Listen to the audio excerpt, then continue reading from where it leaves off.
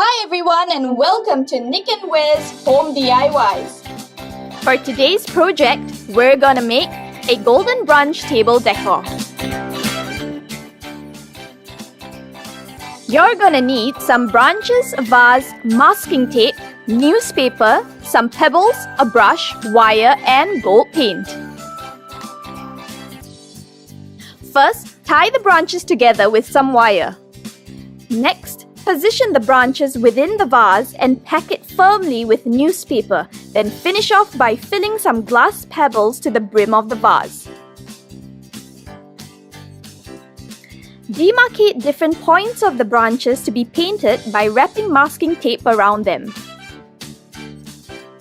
And now it's time to paint.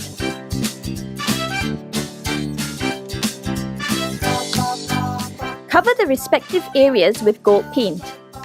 And once you're done, leave it aside to dry. And there you're done!